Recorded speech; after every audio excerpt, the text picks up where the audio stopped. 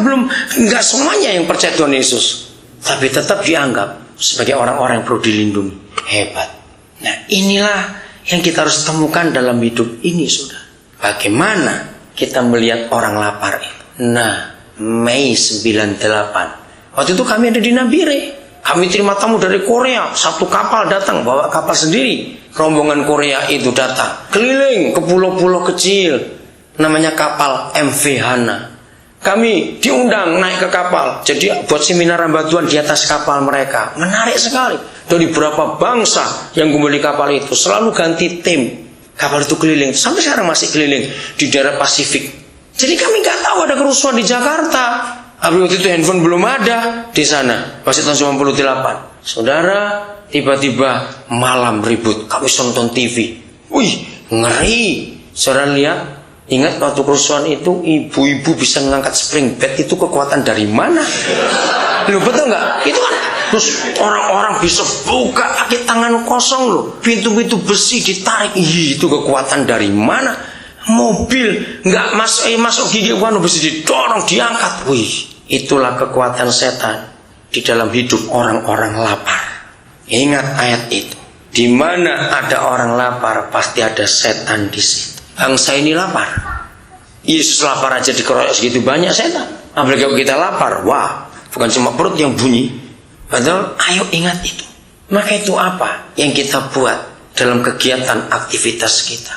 Orang adalah hal yang penting. Satu yang lagi sebelum saya tunjukkan nanti bagaimana cara Tuhan Yesus melayani, itu sungguh-sungguh luar biasa. Bagian sudah pernah dengar, biar ini makin meneguhkan saudara. 1 Yohanes 3 ayat yang ke-17. Inilah yang Yesus buat. Udah, ayo kita baca bareng-bareng supaya kalau bertobat bareng-bareng itu. Karena kita sama-sama membaca. Nanti kalau nggak baca bareng-bareng ada alasan, kok saya nggak tahu ya. Nah, itu dia. Maaf, jangan tersinggung saya ngomong ini. Kalau baca bareng-bareng kan sama-sama tahu.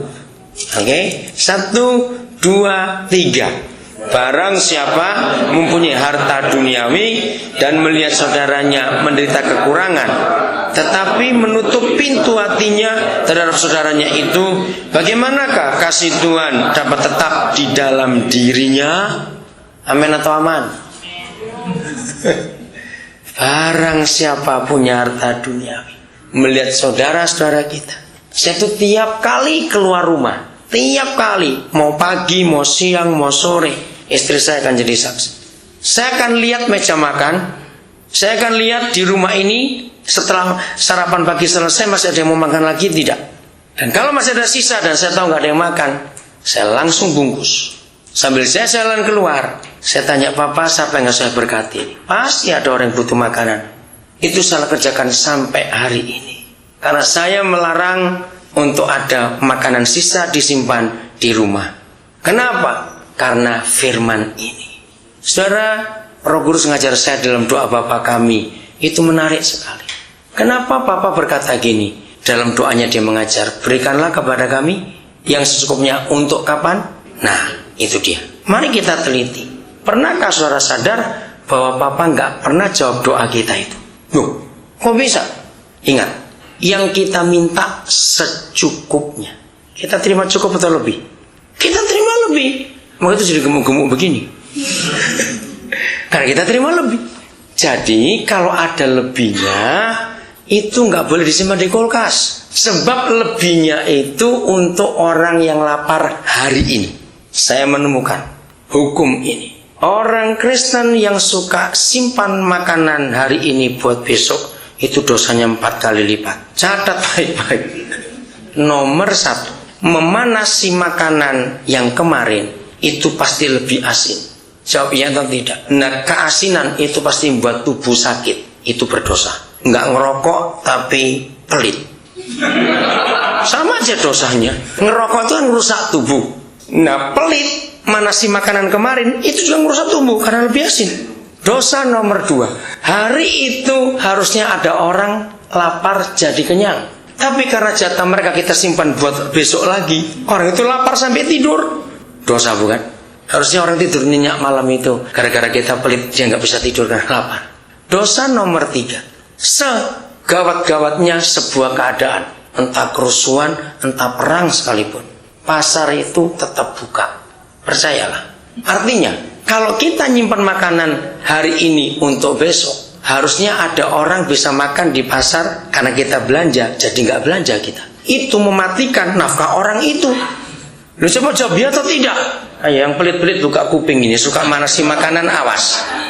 Dosa nomor 4. Manasi makanan. Pernah nggak saudara hitung? Itu energinya hampir sama dengan masak baru. Lebih betul nggak? Manasinya itu. Lebih baik kita masak baru yang fresh, tiap hari ada pasar kok.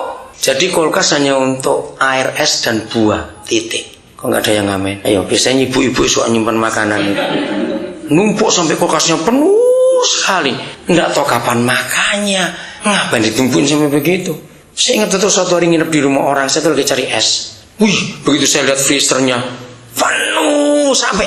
Terus saya tarik sesuatu, kledak, jatuh. Wih, saya lihat ini daging, saudara. Ternyata sudah kadaluarsa berapa belas bulan yang lalu. Saya bilang dibuat ngelempar anjing, mati tuh anjing. Kamu simpan begitu lama untuk apa? Pulang bongkar kulkas malam ini, Mas. Yang masih banyak makanan numpuk untuk apa? Kasih. Cari orang lapar di depan rumah. Walaupun kita dari kompleks perumahan, cari satpam. Pasti mereka sambil nunggu itu. Saya ini kalau keliling kemana, lihat ada ATM, lalu ada yang jaga, saya suka berikan makanan malam. Satpam itu, saudara. Saya itu biasa kemana-mana bawa sesuatu, seperti jalan ketemu orang saya kasih. Karena di sekitar kita masih banyak orang lapar.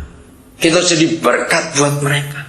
Yang terakhir, saya pulang malam dengan 2 anak saya. Terus begitu saya mau ke ATM, stop, ada satpamnya di situ. Saya bilang, balik lagi. Kemana? Itu ada orang jual nasi kuning, beli dulu. Saya beli untuk satpam itu. Oh, dia senang sekali. Sambil hujan lagi malam itu. Nah, saudara, ini yang kita harus ingat. Kalau kita punya harta duniawi dan kita tahu ada orang yang kekurangan, jangan pura-pura kita tidak tahu. Ya, ayat 18. Baca lagi sama-sama, masih 1 Yohanes 3 ayat 18. Anak-anakku, marilah kita bagaimana mengasihi, bukan dengan apa perkataan atau dengan lidah, tetapi dengan perbuatan dan dalam kebenaran. Jangan lupa ada kata kebenarannya ini. Nah, kalau kita berbuat ini, saudara, maka semua orang yang kita berkati akan tahu ada Yesus yang mengasihi kita. Mereka akan tahu itu betul-betul. Bagian yang terakhir, Matius pasal 14. Saya suka meneliti bagian ini, ayat yang ke-13. Bagaimana fokus pelayanan Yesus bukan kepada program dan fasilitas, tapi pada orang.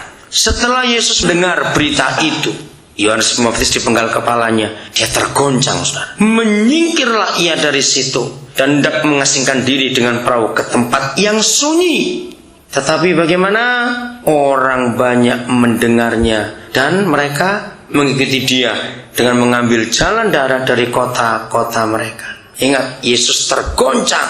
Dia mau menyingkir ke tempat yang sunyi, dia mau menyendiri. Tiba-tiba orang banyak datang. Apakah dia tolak mereka? Tidak. Ketika Yesus mendarat, ia melihat orang banyak yang besar jumlahnya, maka tergeraklah hatinya oleh belas kasihan kepada mereka, dan ia menyembuhkan mereka yang sakit. Saudara, inilah konsep hidup. Setiap kali kita lihat orang banyak, apa yang muncul di hati kita? Saya beri ilustrasi. Pemilik pabrik sepatu, pemilik salon, penjahit, tailor, pemilik restoran, bisa ngerti kalau mereka ngelihat orang banyak. Kalau yang punya pabrik sepatu yang dipikir apa? Ya mikir apa? Ini kalau aku buka, jual model begini, ini kira-kira laku enggak ya? Orang banyak. Begitu orang punya salon, akan mikir, kalau aku buka di sini orang begini banyak ya, kira-kira model apa yang mereka suka? Ngerti maksudnya? Kalau dia seorang penjahit, seorang tailor, kira-kira apa? Nah, kita sekarang sebagai murid-murid Tuhan Yesus, setiap kali melihat orang banyak, timbul di hati itu apa? Pernahkah kita mengakui bahwa gereja itu sangat egois? Jawaban kita apa? Ya, itu kan urusan mereka. Aku sibuk dengan kegiatan-kegiatan ini tadi. Padahal mereka harus kita urus. Setiap kali kita melihat orang banyak itu, apa yang muncul di hati kita? Kalau Yesus orang banyak, tergeraklah hatinya oleh belas kasihan. Ingat, dia masih stres, dia masih tergoncang karena Yohanes Pembaptis dipenggal kepalanya. Dia menyembuhkan mereka yang sakit. Ayat 15. Menjelang malam,